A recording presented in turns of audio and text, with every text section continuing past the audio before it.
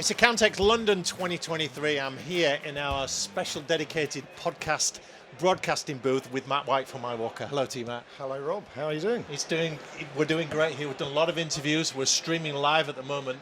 We pulled you off your very busy stand. It looked like a lot of traffic there, Matt. It's been hectic, yeah. It's the first year we're at the front as you come in, so it's been fantastic. Yeah, absolutely brilliant. Accountex, describe it to people that have never been.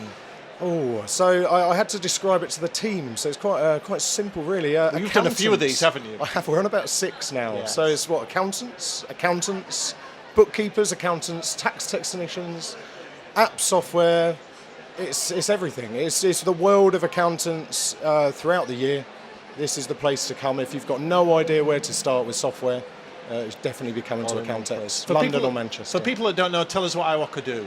So iwoca, Instant Working Capital, is where the name originates from. We are 12 years trading now and specialise in loans, payment options for small business.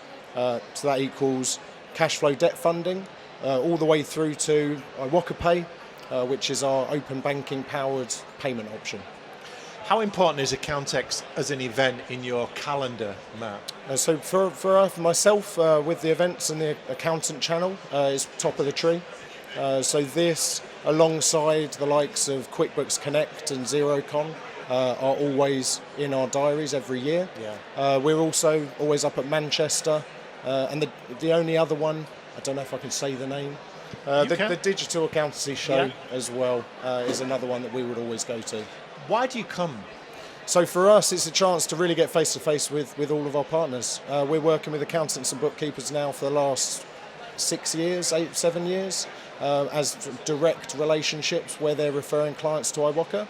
And so, we get to meet new partners, we get to continue and build relationships with existing partners, and we get to tell everyone about any changes in the product, really. And you say partners, obviously accountants are part of that mix. Do you talk to the other vendors and build strategic relationships that way as well? Yes, so I've over the years I've built out a network of other app partners, and we had things from Slack communities to app meetups. We're always co-hosting events, so there's a real feel of collaboration in the space.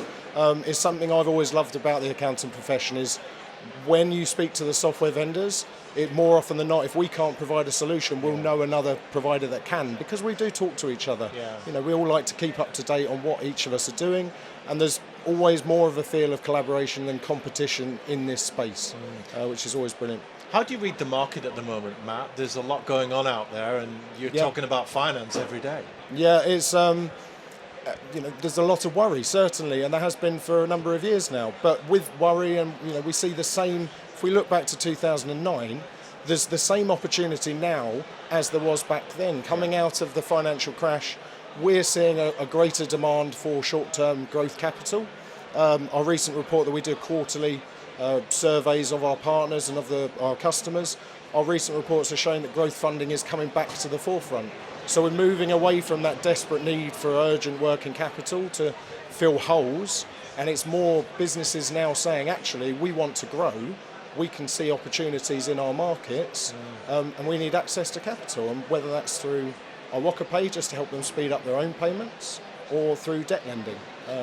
Talk to us about how the finance and payments ecosystem has changed over the years, because back in the day there would just be a bank to go to, but there's so much more now. Give us a flavour of that. Yeah, so neobanks, as they're aptly termed nowadays, so like the Monzo, Revolut, Starling, are definitely becoming more popular, especially with younger businesses where it's just ease of access. It can take weeks, as you know, months sometimes, to get an overdraft in place with the traditional high street bank.